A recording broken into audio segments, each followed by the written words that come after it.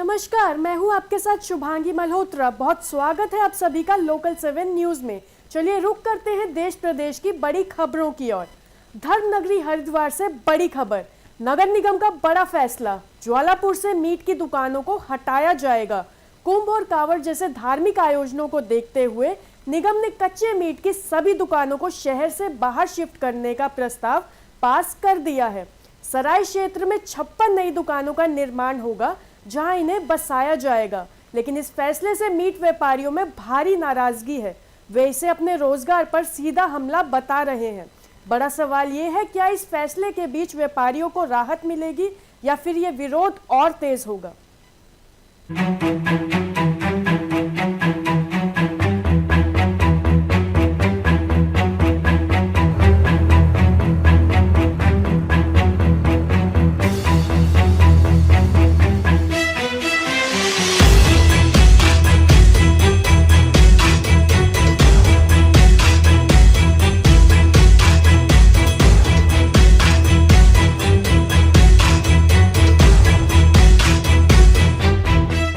फैसला आया है, किस तरह से देखते हैं, कितना रोजगार पर इसका फर्क पड़ेगा? रोजगार पे तो सारा ही फर्क पड़ेगा सर। वहाँ पे आदमी जाएगा ही नहीं, क्योंकि वहाँ एक तो इतना जाम लगा हुआ है। आप देख रहे हैं कि हर संडे में दिन तो ही हमारा दुकानदारी का काम का दिन होता है, ट्रैफिक जाम रहता है और लोग यहाँ पे ही सोचते हैं कि यार यहाँ अंदर आने में हमें दिक्कत होती है, वहाँ तो ट्रैफिक पे जाते हैं वैसे ही दिक्कत करेंगे।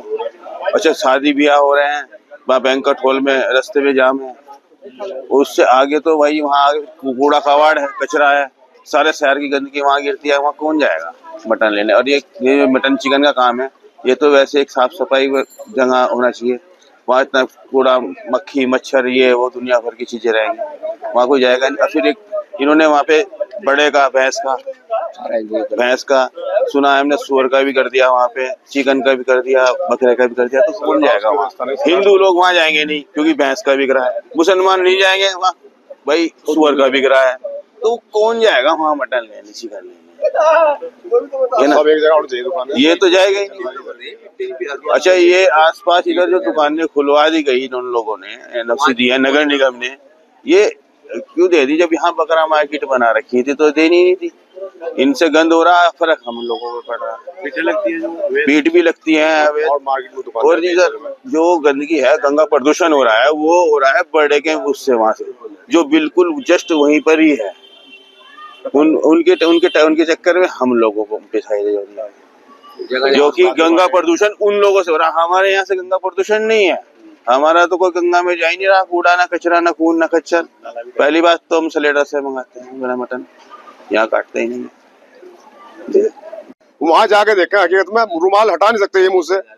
यहाँ तो बैठे अपने ऑफिस में एसी में, वहाँ जाके कभी देखे कितनी गंद होती है वहाँ पर, इतनी वहाँ से कूड़ा डलता है, पूरे शहर कूड़ा वहाँ डल रहा है, कूड़े का प्लांट वहाँ पर है। और ये साफ सुथरी चीज है, हमारा मटन खाने की है, ये बहुत अच्छी चीज तरीके से सफाई से बिकता है और लोग सफाई पसंद करते हैं। और वहाँ तमाम बदबू आएगी इतनी, ये तो यहाँ बैठ के फैसला ले लीजिए, वहाँ भेज दो। कभी 2 दिन वहाँ बैठ के देखे, 2 घंटे हमारे पास में, इनकी ऑफिस याद है, अस्पताल में चले जाएंगे वहाँ से। इसलिए इस पर सोचना चाहिए इनको और इस चीज पे विचार दोबारा करना चाहिए। हम जहाँ प्रशासन कहेगा हम जाने को बात है, लेकिन व्यवस्था भी तो कुछ करें, सुचारू रूप से व्यवस्था करनी चाहिए। कुछ नहीं है। कितना फर्क पड़ेगा और किस तरह से आगे? भैया यहाँ पर फर्क इतना पड़ेगा कि यार रात के 9 बजे तक भी लेडीज आ जाती है, छोटे बच्चे मटन लेने आ जाते हैं, वहाँ 7 किलोमीटर यहाँ से कौन जाएगा? फर्क इतना पड़ेगा कि कोई वहाँ जाने का है नहीं। इन्होंने अपनी संपत्ति का नाश कर दिया वहाँ बना के, हमें विश्वास में ना लेके, ना हमारे लिए इन्होंने सलाड हाउस की व्यवस्था करी। भाई कहाँ कटता है चिकन? सलाड हाउस में कटता है, सलाड हाउस में कभी बकरा कटता है सलाड हाउस में। यहाँ बकरा मार्केट थी जो हमारी जो है फिलहाल मौजूदा, यहाँ सलाड हाउस था, कुछ साल पहले तोड़ दिया, प्रशासन ने इस पर ध्यान नहीं दिया, कूड़-बुड़ हो गया वो। वहाँ सलाड हाउस की व्यवस्था करनी चाहिए थी। मुर्गा बकरा कटेगा, उसकी गंदगी कहाँ जाएगी? इन्होंने क्या समाधान करा उसका? बेसमझा बेसिरा फैसला ले रहे हैं इन्होंने।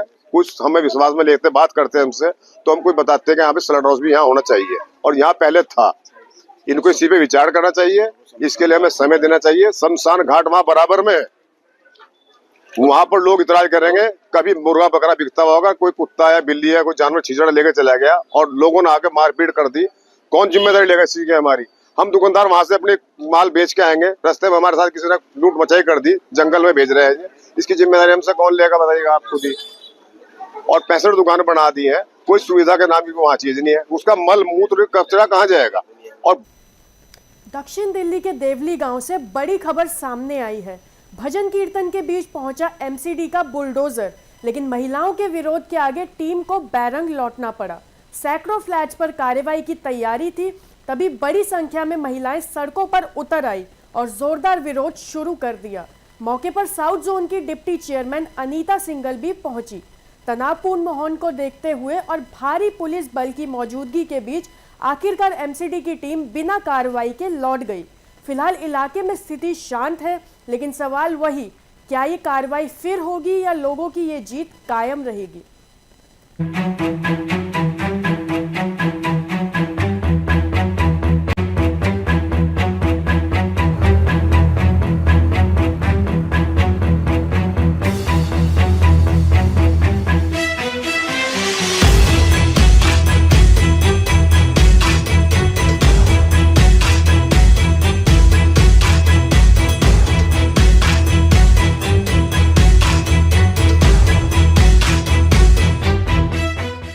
मेरा प्रमोद चौधरी है, पूर्व मंडल अध्यक्ष रहा हूँ खानपुर से।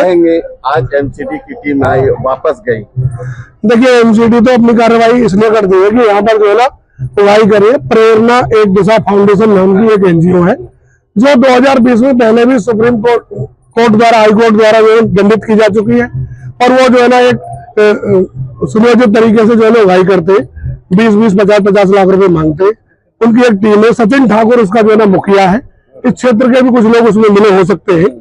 और आज जो है ना यहाँ आकर हमारी निगम पार्षद ने, ये जो लोग मकान बना रहे हैं गांव में, छोटे छोटे घरों में रहते हैं, जब इनका परिवार बढ़ गए तो लाल डोरे की जमीन में अपने जो है ना मकान बना रहे, 1 मंजिल, 2 मंजिल, 3 मंजिल। और उनको जो है ना एमसीडी बार बार तोड़ती है, इसलिए क्योंकि एक दिशा फाउंडेशन जो है ना बार बार हर रोज दूसरे तीसरे दिन जो है ना ट्विटर पर कंप्लेंट करती है और उस ट्विटर के ऊपर ही जो है कार्रवाई हो रही है। बस यही प्रार्थना है हमारी। एमसीडी का हालात थाने को आप लोग दिए हैं लिखित में भी कई बार हो चुका है और उसको जो है ना उसके कोर्ट के द्वारा दंडित किया जा चुका है, दंड भरा है उसने। लेकिन पुलिस उस पर ना कार्रवाई करके जो है ना इन बिल्डिंगों पे कार्रवाई जो हो रही है वो ठीक नहीं है, इसको रोका जाए।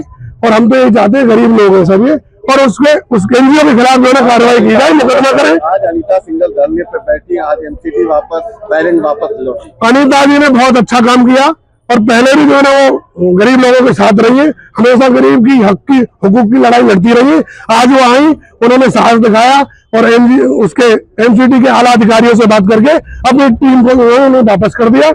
और अड़ोस पड़ोस का, इधर उधर का कोई कंप्लेंटर नहीं है। वो सचिन ठाकुर नाम का व्यक्ति मिलता भी नहीं है।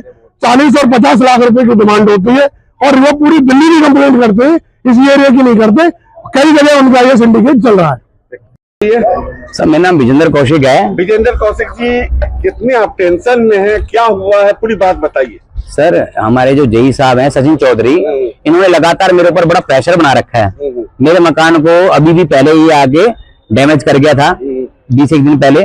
अब दोबारा से इसने आके मेरे मकान को डैमेज करने के लिए आया, जबकि जो इसको चाहिए था, जैसी तरीके से इसकी मंशाएं थी वो ले गया ये। और उसके बाद भी लगातार प्रेशर बनाया जा रहा है। एक एनजीओ है, एक हमारे क्षेत्र में एक एनजीओ है जिसका काम जो है उगाई का है। अच्छा। वो लोगों को इसी तरीके से, इसी उस पे स्टेटस पे ब्लैकमेल करती है, उनके मकानों की फोटो खींचती है। फोटो खींचने के बाद एमसीडी को देती है। एमसीडी के जो कर्मचारी जेई साहब हैं, ये जेई साहब की बी टीम है। वो अच्छा, जेई साहब की बी टीम है और जेई साहब जो है उसी उस पे आके, उसी घमंड में आके लोगों के ऊपर एक्शन करते हैं। आज देखे कि अनीता सिंघल आ गए धरना पर। एक सचिन ठाकुर नाम का एक आदमी है, एक सचिन ठाकुर नाम का एक आदमी है। उसके बारे में अगर हम सर्च करें, मैं उसको पिछले 1 महीने ढूंढ रहा हूँ। मुझे फोन से किसी तरीके से मिलने आके वो अपनी मंशा बताइए, वो कहता है नहीं, यहाँ पे जितने मकान बन रहे हैं इनको लपेट के एक बढ़िया मोटी कमाई उसको चाहिए। अब उसके साथ कौन कौन लोग मिले हुए हैं, वो अकेला नहीं है। इसके अंदर 10 से 20 लोग हो, 25 लोग हो। एक बड़ा ग्रोह है जो मकान से पैसा उगाई का, इनको बड़ा सॉफ्ट लगता है कि मकानों से पैसे लेना बड़ा आसान है, क्योंकि है ना। हमारे कार्रवाई क्यों कर रहे हैं, क्या अवैध रूप से आप लोगों ने बनाई है? अवैध, देखिए सर, ये कहते हैं कि क्षेत्र के अंदर जो है नक्शा पास होके मकान नहीं बना है।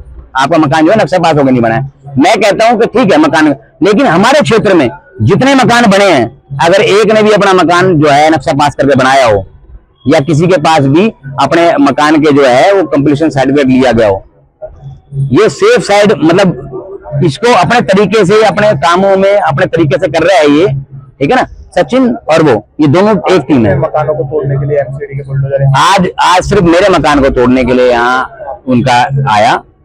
मुझे लगा कि मेरे मकान को इतनी बुरी तरीके से तोड़ा गया है, मैं आपको फोटो दिखाता हूँ। मेरे 100 गज के मकान के अंदर 8 छेद करे गए।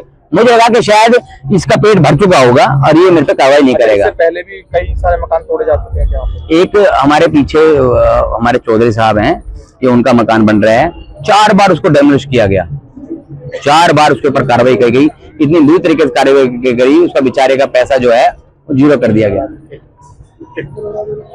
परिचय बताइए। मेरा नाम जितेंद्र कौशिक है जी।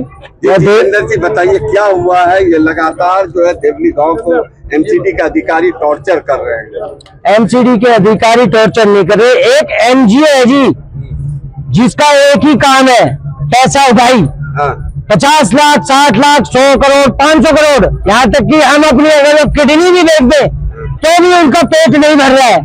और अगर जो इस एनजीओ को देखा जाए या इसकी विजिलेंस इंक्वायरी की जाए, या ये जो एनजीओ बनाई गई है, किसने ये एनजीओ को पास किया है, कौन ऐसा आदमी था जिसने इनकी घर की इंक्वायरी नहीं करी? इसमें टोटल आदमी 20 है। इनके गैंग है जिसके अंदर हमारे क्षेत्र के सारे 20 आदमी जितने भी हैं, ये सारे के सारे इसके अंदर इंक्लूड। हमीरपुर के नादौन से चौंकाने वाली खबर। आईफोन की चाहत में एक नाबालिग बेटे ने अपनी ही मां के गहने बेच दिए। बताया जा रहा है कि बेटे ने पहले घर से सोने के गहने चुराए, फिर अपने दोस्त और उसकी बहन के साथ मिलकर उन्हें निजी फाइनेंस कंपनी में गिरवी रख दिया और करीब 3 लाख रुपए का लोन ले लिया। मामला सामने आने के बाद पुलिस हरकत में आई और 3 लोगों से पूछताछ करते हुए गहनों को बरामद कर लिया है। एक आईफोन की चाहत और बेटा बन बैठा आरोपी। अब पुलिस इस पूरे नेटवर्क की परतें खोलने में जुटी है।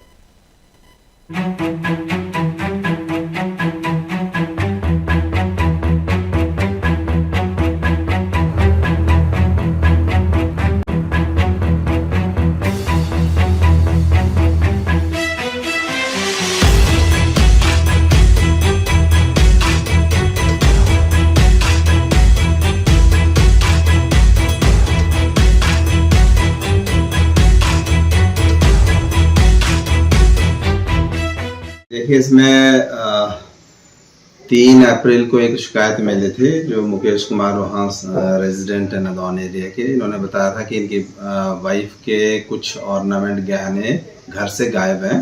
तो इन्होंने अपने लेवल पर ये पूछताछ जब करी तो ये पता लगा कि इनके बेटे ने वो किसी एक और उसका जो परिचित लड़का था उसको दिए थे और उसने बाद में किसी फाइनेंस कंपनी के पास वो जमा करवाए थे लोन लेने के पर्पज से।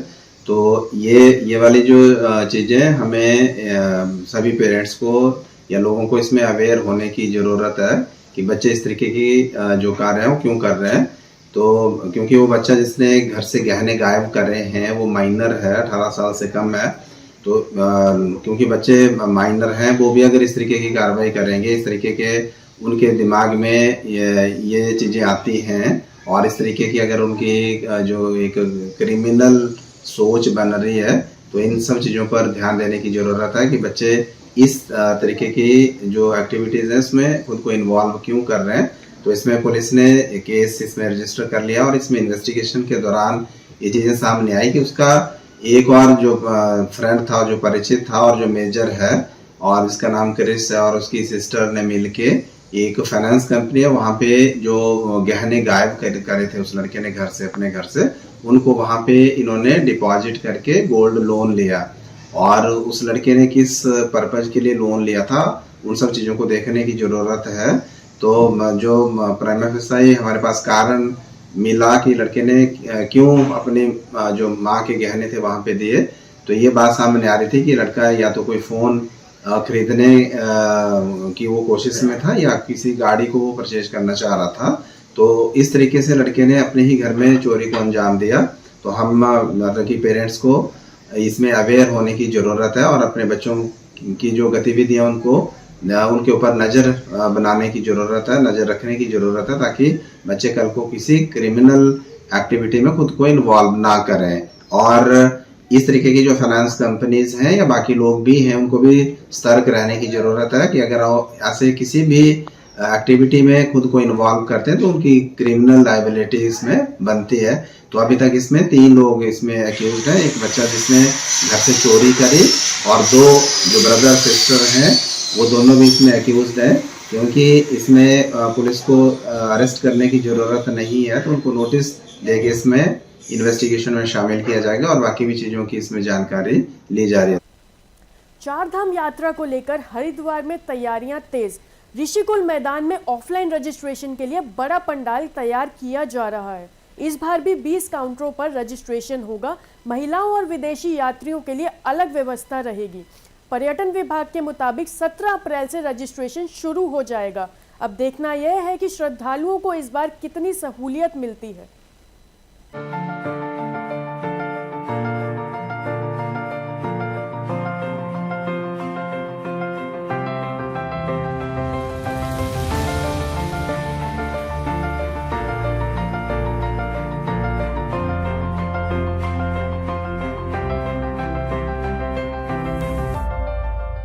ऋषिकुल मैदान में चारधाम यात्रा के पंजीकरण, ऑफलाइन पंजीकरण की तैयारियां पूर्ण कर ली गई है और 10 तारीख से हमारा जो है वहाँ पे 100% कार्य पूर्ण हो जाएगा, जिसमें कि हम लोग 20 काउंटर लगा रहे हैं, जिसमें महिलाओं के लिए, पुरुष के लिए और विदेशी नागरिकों के लिए जो है पृथक से जो है काउंटर बनाए जाएंगे।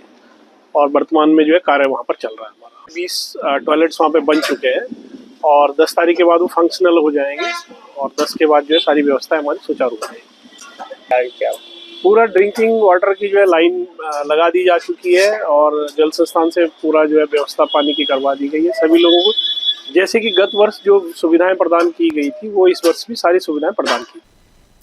मिलते हैं एक छोटे से ब्रेक के बाद। बने रहिए लोकल 7 न्यूज़ के साथ।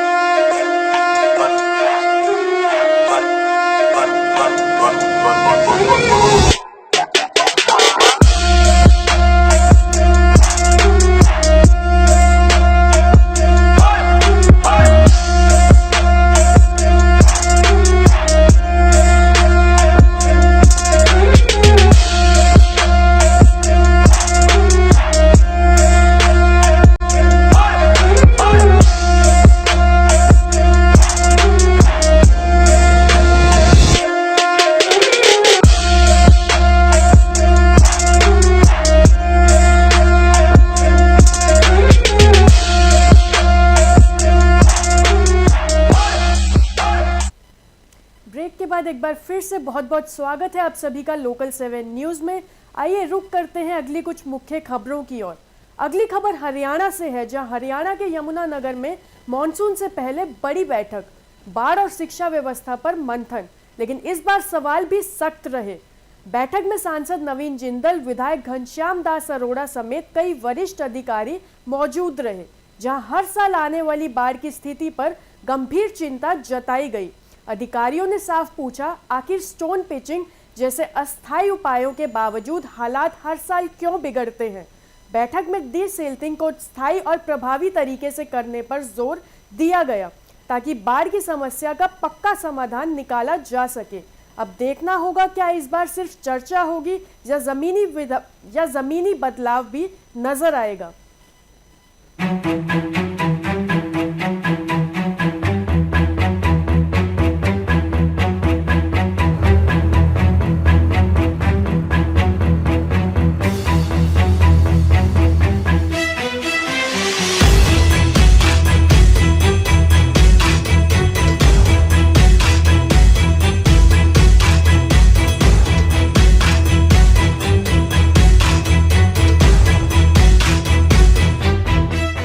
देखिए, बहुत सारे मामले सामने आए हैं बहुत सारी कमियां भी सामने आई हैं जो जल्द से जल्द दूर होनी चाहिए, ये हमने मांग की है।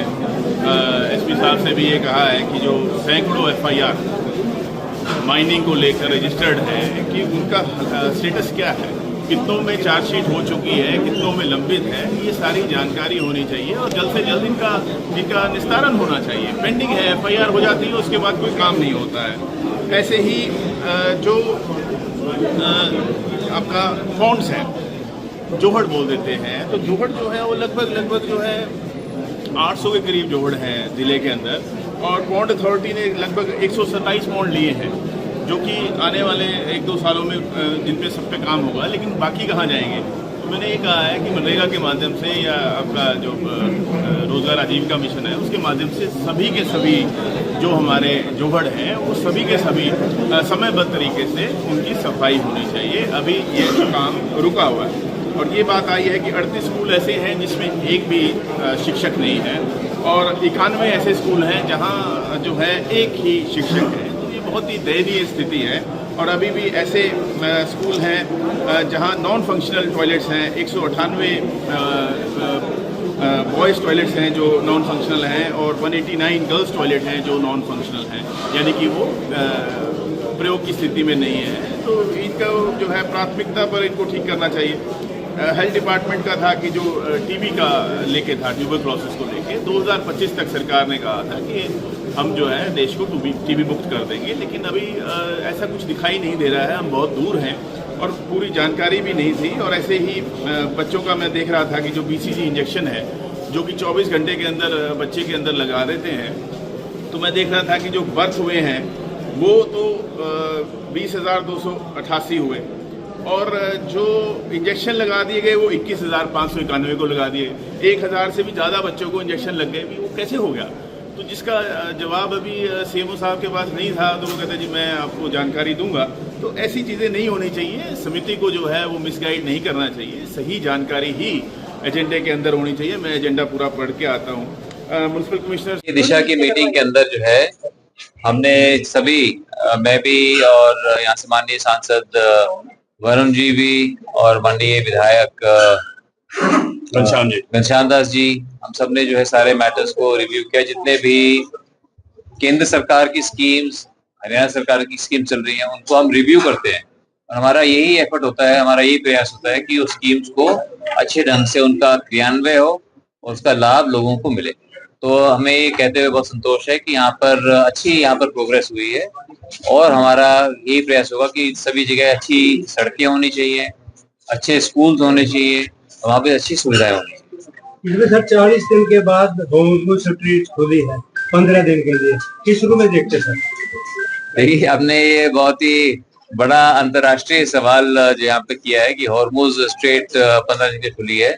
हम तो यही चाहते हैं कि विश्व के अंदर शांति होनी चाहिए। युद्ध जो है किसी का भी कोई इलाज नहीं है, शांति होनी चाहिए और ये 15 दिन में हमेशा के लिए हॉर्मुज स्ट्रेट भी खुलनी चाहिए और पूरे विश्व के अंदर, चाहे खाड़ी का इलाका हो, चाहे यूक्रेन है, चाहे पैलेस्टाइन है, सभी जगह जो है शांति होनी चाहिए, युद्ध विराम होना चाहिए और हमारे एफर्ट्स जो है शांति को बढ़ाने के लिए, शांति बरकरार करने के लिए होने चाहिए। आपने सारे मुद्दे बहुत अच्छे उठाए हैं, पर हम शिक्षा के ऊपर हमने कोशिश की है कि जहाँ जहाँ अगर टीचर्स की कमी है वहाँ पर टीचर होने चाहिए, स्कूलों में टॉयलेट्स सब सुचारू ढंग से काम करने चाहिए और इसके अलावा जो है वहाँ पर बच्चों को जो खाना मिलता है वो भी उसकी भी गुणवत्ता अच्छी होनी चाहिए और वहाँ पर ताकि बच्चों को अच्छा खाना मिले। सरकार लाखों रुपया खर्च रही है, तो किस रूप में लेंगे ताकि उन बच्चों से कुछ फायदा ले, कुछ काम करवाएं? मीटिंग के अंदर अलग अलग सुझाव आते हैं लोगों के, तो हम सभी को हम इनकरेज करते हैं, किसी का भी कुछ सुझाव हो तो सुझाव ये आया था। कुरुक्षेत्र के पिहोवा अनाज मंडी से तस्वीरें चौंकाने वाली। कुछ ही देर की बारिश और प्रशासन के सारे दावे पानी पानी। मंडी में गेहूं पानी में तैरता नजर आया और किसान जो अपनी फसल बचाने के लिए पहुंचे थे खुद झाड़ू लेकर पानी निकालते दिखे। किसानों का आरोप है कि नाले की सफाई तक नहीं हुई, बारिश से पहले कोई इंतजाम नहीं किया गया और अब 6 महीने की मेहनत पर पानी फिर गया। सवाल सीधा है, हर बार नुकसान किसान का ही क्यों और जिम्मेदारी आखिर तय कब होगी?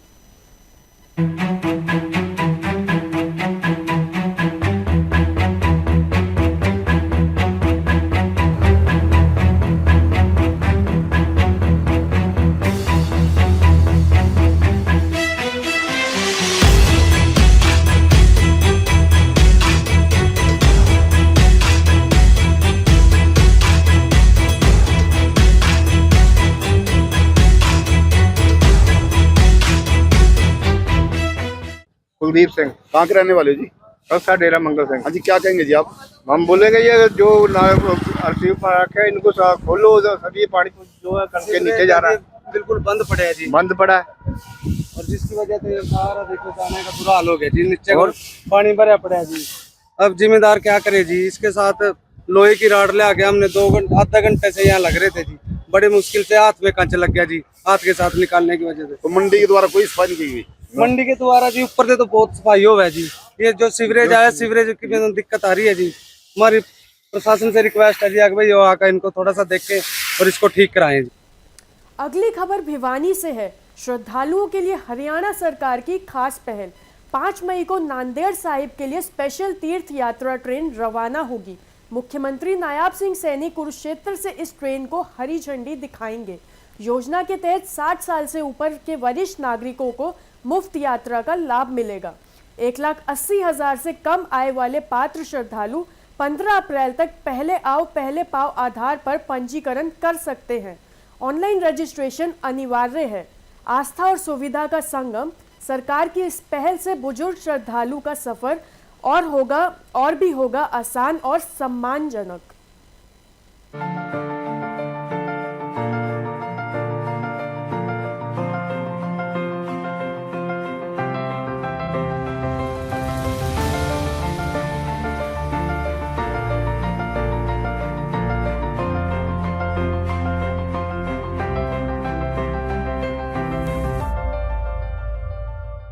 सरकार द्वारा बुजुर्गों को एक यात्रा करवाई जा रही है, किस तरह की योजना है? क्या ये पूरी योजना है? कब से शुरू करवाई जा रही है? ये मुख्यमंत्री तीर्थ यात्रा योजना है हरियाणा सरकार की।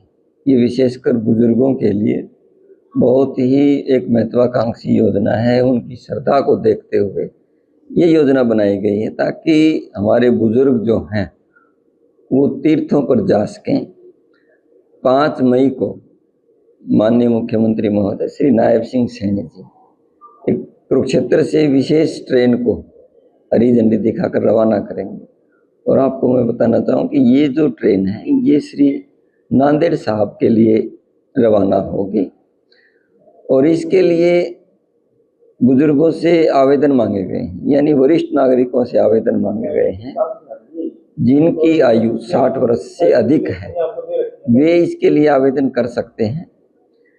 सरल हरियाणा पोर्टल के माध्यम से आवेदन किए जा रहे हैं। 15 अप्रैल आवेदन करने की अंतिम तारीख है और इसमें जो इनकम है यानी कि जो आय है वो 1,80,000 रुपये तक की सीमा इसमें रखी गई है। यानी कि वे बुजुर्ग, वे वरिष्ठ नागरिक जिनकी उम्र 60 वर्ष से अधिक है और उनकी आय जो है वो 1,80,000 रुपये तक है, वे इसके लिए पात्र हैं और आवेदन कर सकते हैं। हरियाणा सरकार ने बुजुर्गों की एक श्रद्धा को देखते हुए, धार्मिक भावना को देखते हुए, उनकी आस्था को देखते हुए ये योजना बनाई है। और सरकार का ये आह्वान है, ये अपील है बुजुर्गों से, जो श्रद्धालु जाना चाहते हैं श्री नांदेड़ साहब, वे 15 अप्रैल तक जो है सरल पोर्टल के माध्यम से अपना आवेदन करें और आवेदन करने के बाद जिला सूचना एवं जनसंपर्क अधिकारी कार्यालय में इसकी सूचना भी अवश्य दें ताकि उनको जाने में किसी प्रकार की दिक्कत न आए। पहले आओ पहले पाओ का भी जो है हाँ, वो ये होता है कि किसी भी ट्रेन में जो है या बस में, ट्रेन में एक सीटें निर्धारित होती हैं, उसकी एक क्षमता होती है ट्रेन की, इसलिए ये किया गया है कि भी ताकि जो जल्दी से अपनी जगह बुक हो उनकी ट्रेन में, उनको किसी प्रकार की असुविधा ना हो, इसलिए ये एक आह्वान किया गया है कि वो समय रहते अपना आवेदन करें। सरकार से समय समय पर इस तरह की योजनाएं साथी रही है, पहले भी सरकार के द्वारा तीर्थ यात्रा करवाई गई, कितनी बेहतर और कारगर साबित होगी थी? हाँ, ये कारगर साबित है, धार्मिक भावना की बात है और भारतीय जो प्राचीन संस्कृति है उस यहाँ पर विशेष आस्था जो है और दूसरे देश भी जो है हमारी संस्कृति का अनुसरण करते हैं। हमारी संस्कृति, हमारी सभ्यता, यही तो हमारी पहचान है। कुरुक्षेत्र से बड़ी खबर, सतलोक आश्रम के प्रमुख बाबा रामपाल को 11 साल बाद हाई कोर्ट से जमानत मिल गई है। देशद्रोह मामले में उम्र कैद की सजा काट रहे बाबा रामपाल पिछले 11 साल 4 महीने 20 दिन से हिसार सेंट्रल जेल में बंद थे। अब उन्हें बड़ी राहत मिली है। इसी बीच पीपली स्थित सतलोक आश्रम में 1 से 3 मई तक 3 दिवसीय कार्यक्रम का आयोजन होगा, जिसमें विश्व शांति के लिए पाठ किया जाएगा। दिल्ली अमृतसर नेशनल हाईवे पर स्थित यह आश्रम राज्य का प्रमुख केंद्र है, जहां से देश भर की गतिविधियां संचालित होती हैं। अब जमानत के बाद आगे क्या होता है, इस पर सभी की नजरें बनी हुई हैं।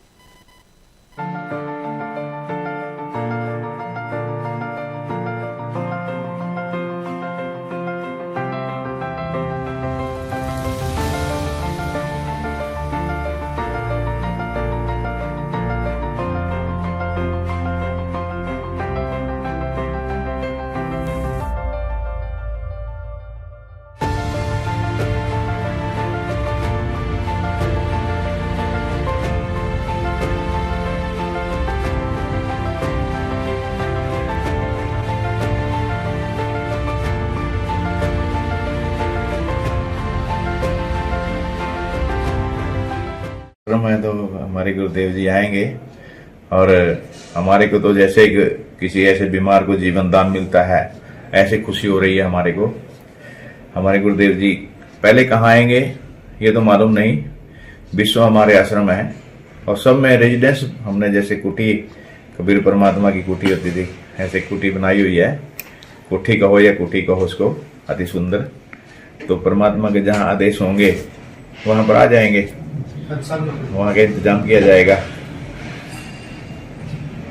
तो किस तरह का माहौल है आश्रम में? अभी समझ आ रहा है, खबर फैल रही है, इस पे आ रहा है कि ऐसे गुरु जी की बेल हो गई है। तो गुरु जी की खबर फैल जाएगी, हमारे भक्तों में तो फैल ही गई होगी, ठीक है, समाज में फैल जाएगी आपके माध्यम से। और कई न्यूज पे आ रही है, एक सोशल मीडिया के उस पे चल। एक कार्यक्रम भी है अगले महीने, वो क्या कार्यक्रम है? वो अलग मैटर है, वो विश्व शांति के लिए हमारे गुरुदेव जी ने एक कार्य रखा हुआ है, विश्व शांति के लिए। कौन सी तारीख को अंदाजा क्या कब? 1, 2, 3 का अच्छा। विशेष रखा हुआ है ये। अच्छा। संकट का समय आना था जिसको परमात्मा ही टाल सकते हैं उसको। तो पुरुषोत्तम जी खुशखबरी मिल गई है महाराज? खुशखबरी है, इससे बड़ी कोई खुशखबरी। हमारा रोना भी आता है, खुशी अंदर से ऐसी भी आती है। तो खुश भी बहुत है। हमने सब देखे है, सब कुछ देखा है, हमारे गुरुदेव जी के साथ रह करके सब कुछ देखा है। तो आश्रम कहाँ हैं आपके? आश्रम अब गिनने में तो बहुत टाइम लगेगा, कुछ थोड़ा बहुत। 3 आश्रम तो हरियाणा में है, 2 राजस्थान में है, MP में है, नेपाल तक है, 2 पंजाब में है, महाराष्ट्र में है, जो बहुत बड़ा 96 एकड़ में खुला है। बहुत आश्रम है, 20 आश्रम है, और खुल जाएंगे तो सैकड़ों हो जाएंगे। गुरु जी आगे तो अंदर बैठे बैठे इतने खुलवा सकते हैं, तो बाहर आने पे तो क्या होगा, वही जाने परमात्मा की लीला को। फिलहाल के लिए इस बुलेटिन में मेरे साथ बस इतना ही। ऐसे ही और अपडेट्स के लिए बने रहिए हमारे साथ और देखते रहिए लोकल 7 न्यूज़।